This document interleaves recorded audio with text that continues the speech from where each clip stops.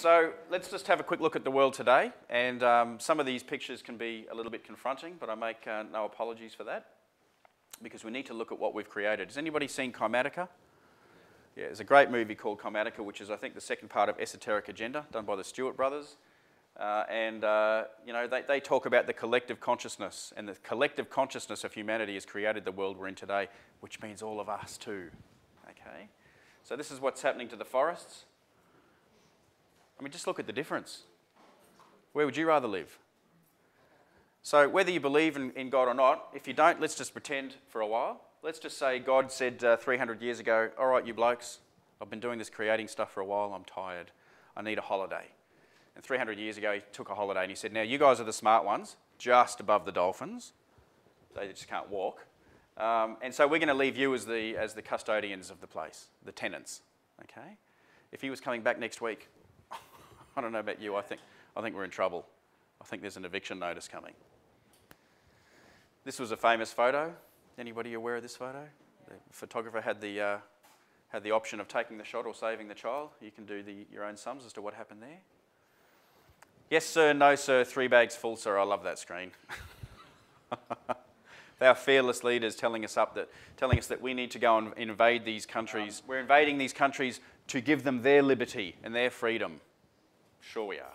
Nothing to do with the oil. Nothing to do with gulp, gulp, oil, please. Look at this shot here. That's just traffic going one way. Where's the traffic going the other way? And I reckon if you looked at most of those cars, how many people would be in them? Are we the smart ones? Or the dolphins? I'm not sure. I think the jury's out. Yeah, you don't see that on the 6 o'clock news, do you? I didn't see any dead children, did you, Dick? That's a nervous laugh, by the way.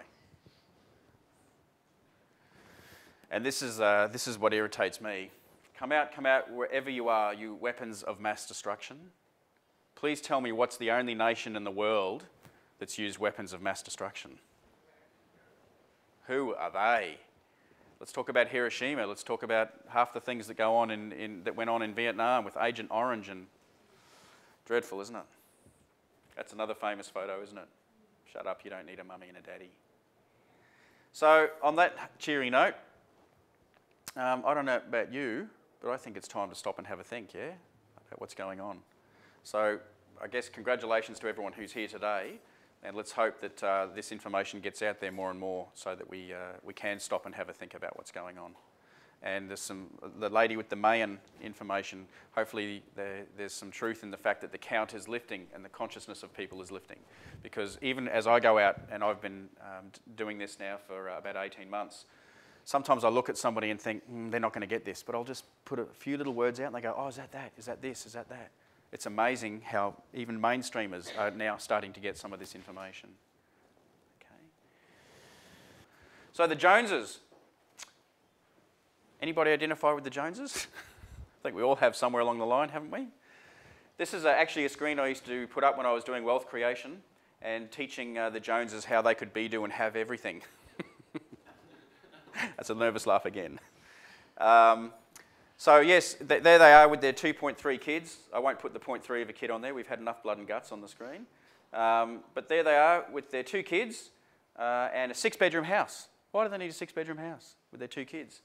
And she needs just gut to have the SUV because it's safe to pick the kids up. He needs the sporty Volvo. And of course they need a big screen TV in every room so they can watch CNN and all the propaganda. But here's the Joneses living the dream. Look at the smiles on their face. You know what's behind the smiles? Holy shit, where are we going to pay the school fees next week? Because they're told that they can be, do, and have everything, they put everything on finance. And they get told by people like me that buying investment properties and shares is the way forward so you can be part of the elite. So here they are running around at 109% in Australia. Most of the Joneses are living at what they call 109% of their capacity. So what does that mean? They're spending more than they earn. Now, what's happened is that the property market's been doing this for quite a period of time until lately. And so Hardly Normal tell them that they can have $1,000, 1,000 days interest free. They get credit cards and so forth. And away they go being consumers. And every 1.9 years now, they get to the stage where their credit cards are maxed and Harvey Norman want their money and they go, what are we going to do? So they refinance their house. Refinancing used to take place every 5 to 7 years. It's now actually, this information's old. It's probably more recent, more than that. Every 1.9 years now they want to refinance their house to get out of the poo. Yeah? So what's happened today? Property market's not doing this anymore. Well, which way am I going? This way. It's actually done this or this, and the finance companies have pulled the rug out. And so now the Joneses are sitting there with still all this credit card debt and Harvey Norman debt. The house has actually dropped in value, and they've got nowhere to go. So that's definitely a very nervous smile that they have on their face. And we're seeing this all day, every day with clients that are coming to us. So who's responsible for the Joneses?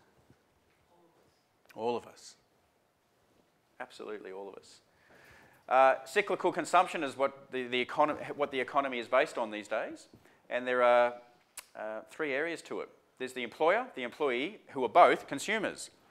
So the employer is always trying to run the best possible business and get the employee at the best possible rate. The employee then is running around trying to get the best employer. So they're on Seek and My Career all day long trying to get the best job with somebody else. And they're both in competition with one another, yet they're both consumers. And so what we've created is what they call an economy based on planned obsolescence. Yeah? Has anybody in the room got a mobile phone that's more than 5 years old? Oh, that wasn't a good question. Very rarely do we get hands up. You know, because most people are flicking their phone every 12 to 18 months and getting a new one. Where's the old one go? Yeah? What about cars? Do you know the average car's going to last 8 to 12 years? You imagine someone driving out of the car lot with that shiny new smell and you're going to tell them to probably be drinking Coke out of it in about 8 to 12 years? Don't drink Coke. Drink more Coke, drink more Coke. But, so this is the economy that we've built. Does anybody remember the old Whirlpool or Maytag washing machines and fridges that used to take 4 big blokes to lift? That's still going? Because you used to build things to last, but that doesn't work for the economy and that doesn't work for the society that we've built these days. So they build things to break down, don't they?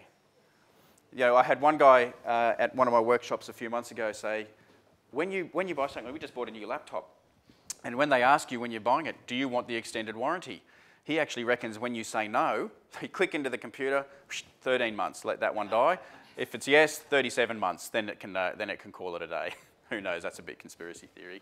But certainly, I don't know if anyone has. You buy laptops, and within 13 to 18 months, they start having problems. We've got a Fisher & Paykel fridge, which is, I thought, a pretty good brand. It's only a couple of years old. We just spent $480 replacing something that looked like it was out of R2-D2.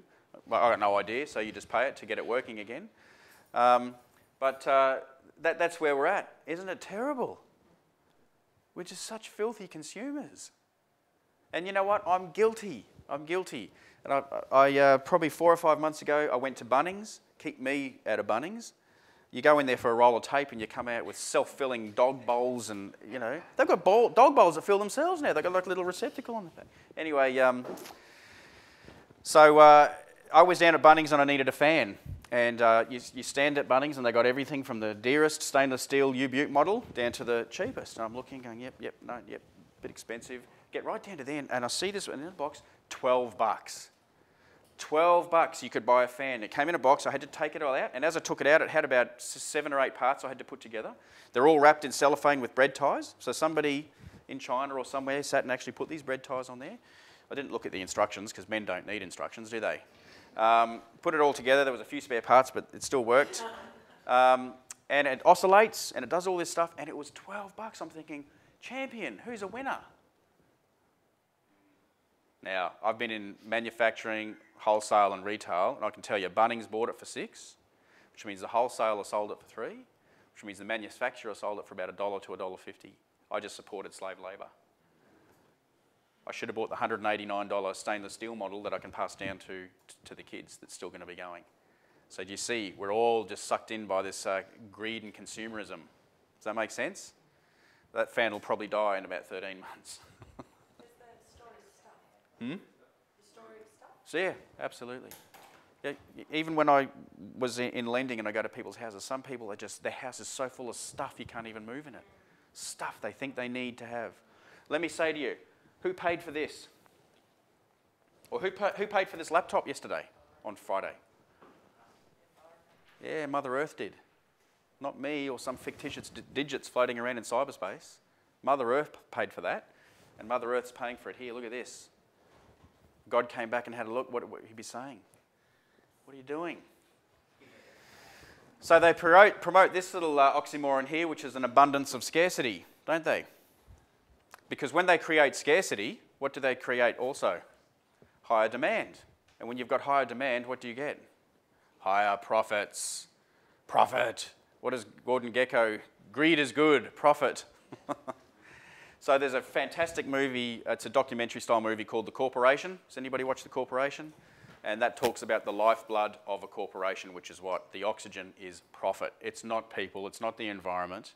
It is a heartless surge for profit. Fantastic movie. So this endless need for profit leads to greed. I've been greedy. I've been greedy in some of my decisions. Greed is what's in it for me. Power and corruption. A few people mentioned corruption as we were going around the introductions today. Corruption's running rife. Of course corruption's going to run rife because we need the profit. So this manifests into crime. General crime, corporate crime, and government crime. Now I just want to talk quickly about these areas. General crime. What's general crime? Somebody holding up the 7-Eleven? Yeah? Or robbing someone? Yeah? Well, guess who's responsible for that? We are. Oh, Steph and I, just before we got rid of Ozstar, we were running through the channels, and much to our surprise, there was, I think, roughly 3 channels just designated to crime. Just designated crime. People can sit and watch murders and forensic stuff all day long. This fascinated us, so we watched about 3 episodes of something. I don't remember what it was called, but what I noticed was that they were always concentrating on Afro-Americans as the perpetrators of the crime, and always making them out to be bad people that need to be locked up. You're going to jail.